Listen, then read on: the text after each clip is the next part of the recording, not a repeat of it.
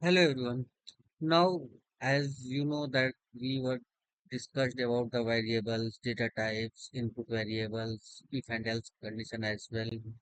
Basis of if and else we get to know how we can know that user input number is even or this number is small and large. Right. Now we are just going to know how in Python loop works. So for loop what you have to write?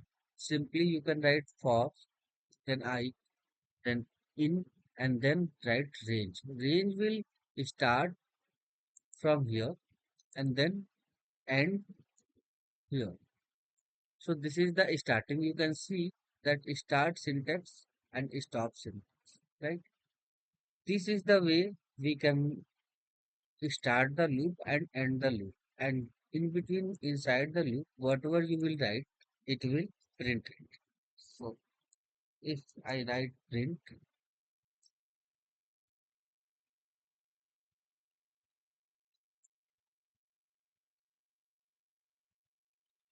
mm, right.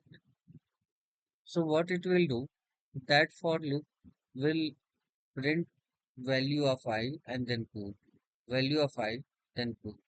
How many times? 10 times. Let's see.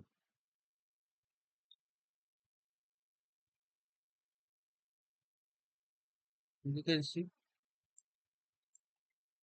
one, put, two, put, three. Put. How many times? 9 times.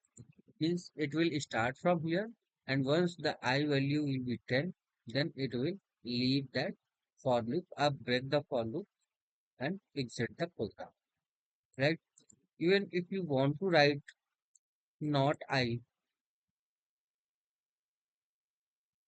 only cool,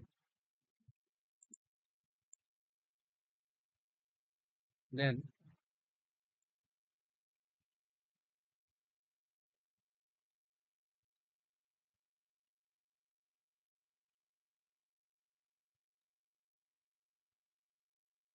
see how many times cool is running? One, two, three, four, five, six, seven, eight, nine. In 9 times.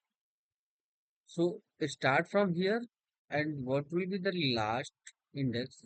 It will check if it's equal to that, then it will leave. Means between that range, it will execute whatever we will write inside that for loop. So this is the concept of the for loop.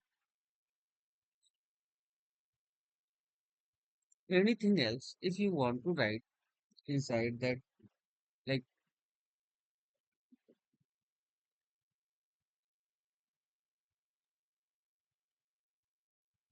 if you want to add here, I right here,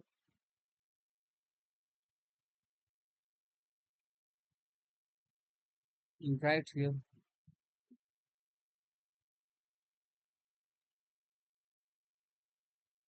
Let's try.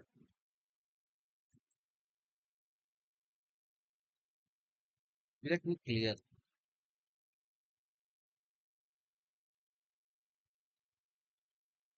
Now you can see first time the value is 1. Then it will go here because 1 is not divided by 2. So remainder will 1. So it will go to odd number. After that it will be even number because I will be 2.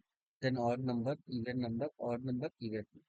So this is the way we can implement for loop as well as if else. Right? Thank you.